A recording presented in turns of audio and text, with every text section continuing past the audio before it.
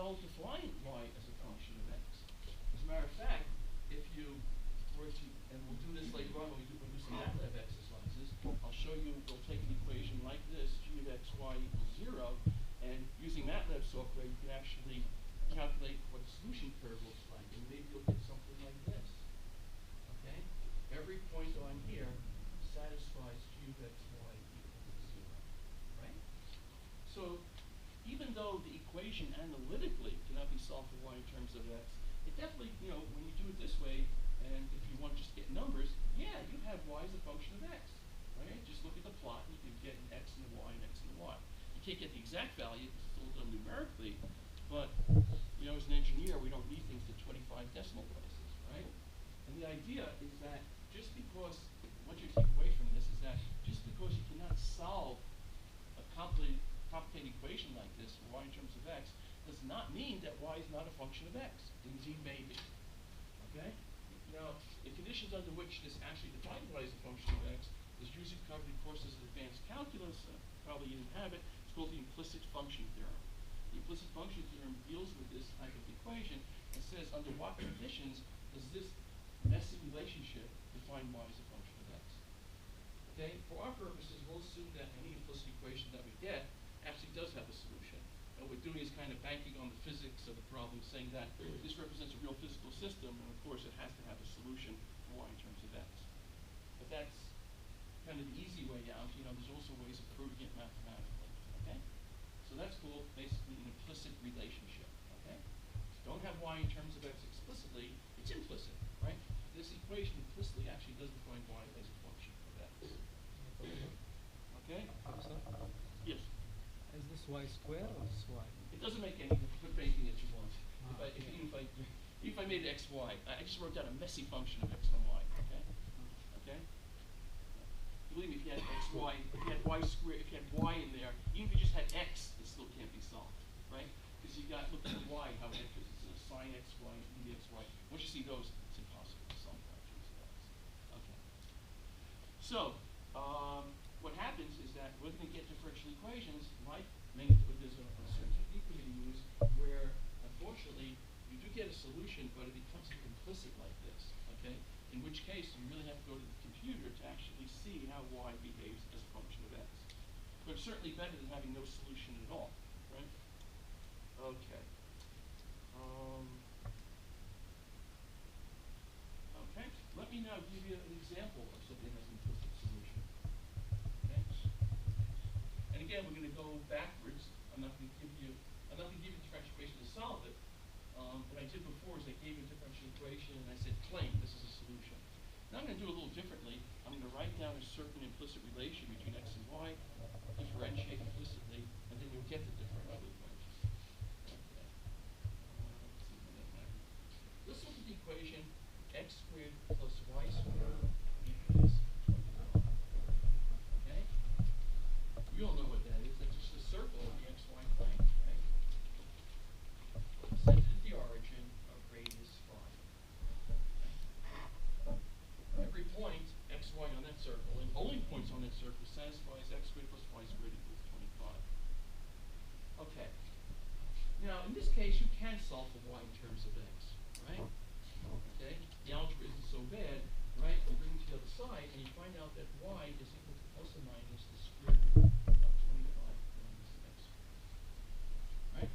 And clearly, the positive square root represents the upper branch of the circle, and the lower branch is, the bottom part of the circle.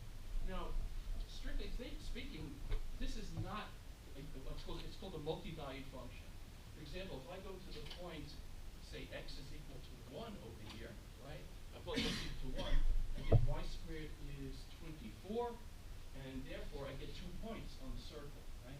I get 1 radical 24, and down here I get 1 minus radical 24. It's what's called a multi-valued function. You don't have, given an x, there's 2 possible values of y.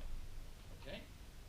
Now, as far as the differential equation goes, that always assumes that y is a function of x. Okay, so how does that come into play over here? Okay, let me show you. What I'm going to do, and again, you should remember this from calculus, it's called implicit differentiation. Okay?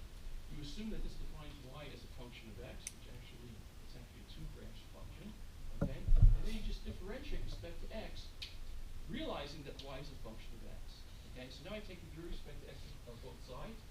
That's easy. It's 2x plus. Now I use the chain rule. Plus root y squared with respect to x. I get 2y prime plus equal to 0. Or dy dx is equal to minus x over 4. Interesting, right? That's a differential equation that points on that circle satisfied. Well, let's look at this equation for a while. Okay, when you basically have this first order equation that is specifying the slope is minus x over y. You can't have trouble though when y is equal to 0, right? You can't divide by 0. Okay? So what happens, you see, is that this is kind of like a reminder to you that you have to be careful to exclude these points. I'm going to put a little O over there, if you can see, to exclude that point. Okay? Same thing over here. Let me remove the little circle over there to remove that. Okay? So it's interesting. If you look at x squared plus y squared equals 25, those 2 points, 5, 0, and negative 5, 0, certainly lie on the circle. But when we talk about the differential equation, okay, obviously, if a function satisfies a differential equation, it has to be differentiable. That goes without saying, right? But this differential equation breaks down when y is equal to 0, okay? And those are those 2 points. Why does it break down at y equal to 0? Precisely because it's a multi-value function, okay? We'll see when we solve the equation, we'll have things called initial conditions, just like we had Newton's law, which will actually put us either on the top portion of the circle or the bottom portion of the circle, okay? And this is what's called the solution domain, which we'll get into shortly, okay? Remember what I said before? At the beginning of the class today, I said, when we talk about a solution to a differential equation on an interval, okay? So you'll see, basically, this differential equation will either define y as a function of x between minus 5 and plus 5 over here, or between minus 5 and plus 5 here, excluding those endpoints, okay? So a difference now between just like a locus of a circle versus the differential equation that it satisfies. Okay.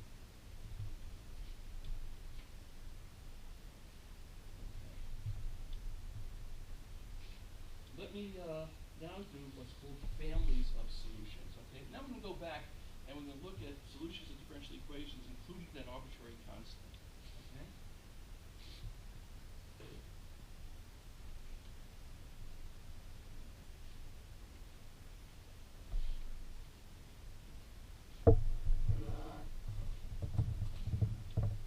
Okay. Let's consider the following differential equation: x dy dx minus y equals x squared sine x. So on the left hand side, I got x dy dx minus y equals x squared sine x. So that's my L on y equals sine x squared sine x, right? Right? L on y is that left hand side, x dy dx minus y. That's linear, going back to our first definition, right? Because the dependent variable is just the first power, and the derivative is the first power, not multiplied by any function of y. Okay? It's precisely based upon that definition that we say that's a linear first order differential equation. To expand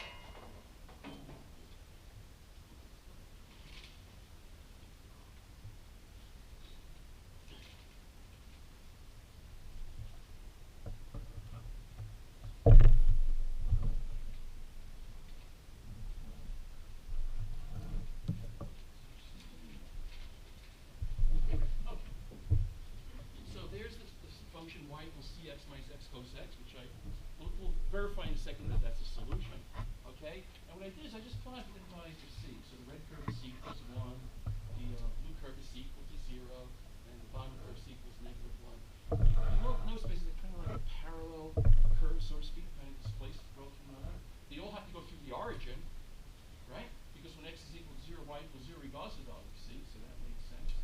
Okay? But when you get away from 0, you see different types of behavior depending on the value of c. That's called a family of solutions.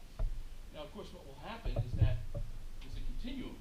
I just have c equals 0, c equals 1. C can assume any value between 0 and 1, okay? And you get, kind of, but if you did that, you would just see a blur, right? So that's why I took, certain discrete values of c. And what will happen is once you put an initial condition, that's going to put us on a specific curve, maybe this one or this one or one in between those, okay? So it's very important, like I said the first day, that not only do you have to consider the differential equation, but equally important is what point does it go through, okay? That's the initial condition, or like in Newton's law, what's the initial position and velocity. Okay, so that's all I really wanted to do with that.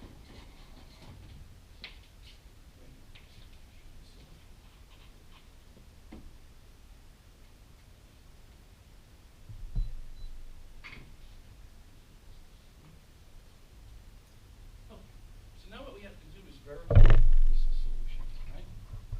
And again, you just do this as a homework exercise, but it's only one derivative, okay? So, what do you do now to verify that that indeed is a solution? All we need is the first derivative, okay? So it follows from there that y dx is equal to the root of cx is c, and now we use the product rule. We get plus x sine x, right? Your cosine is a minus sine, and then minus cosine x. Okay? Now, let's do L on y, leaning to the left-hand side, and when we simplify, we're going to get x squared sine x. So L operating on y. The first term that you need is x times dy dx. That'll be x parentheses c plus x sine x minus cosine x.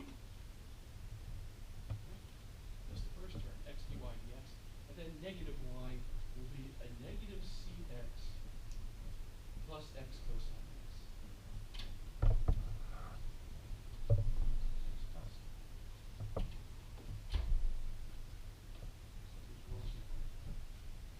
L on y is x times dy dx minus y. Oh no, it's okay, it's okay. Okay, there's a lot of cancellation over here, right? Cx and cx go out.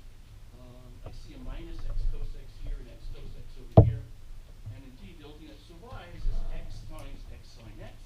So L operating on y is indeed x squared sine of x. Check. That's what we have to show, right? L on y is x squared sine of x. Okay.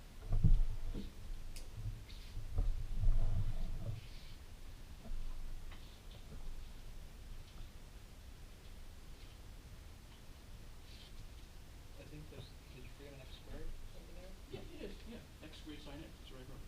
No, above it. Here? Yeah, right where it's L on y equals x. That's supposed to be L on y equals x squared. Because aren't you substituting the line? I'm substituting. dy dx. Over here you're talking about? Yeah. Yeah, no, look at the equation. Yeah, you This is moved just over. this is just copying the equation. Okay. X squared sine x. Okay. One talk about something this is very important. It's function versus solution to a differential equation. Okay? Okay, the best way probably to illustrate this is with an example. So the title may seem a little weird to you, but it'll become clear as we talk about it. So it's basically function, okay, versus solution. Okay? What I mean over here with the function, just consider as a function like you did in calculus. F x equals 1 over x. Tell me about that. And then we can also look at maybe that function, 1 over x, is also a solution to the differential equation. And the interpretation and the domain, as we'll see, are quite different when we consider these two cases. Okay. Best way is an example. Okay, let's use the following differential equation. X dy dx plus y equals 0. Okay? That's a first order linear equation. Okay? Of course, everything is linear in y. Okay, variable coefficient. Solution.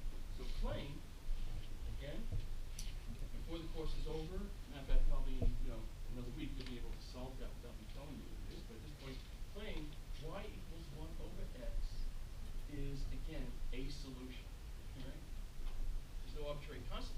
obviously there are many other solutions.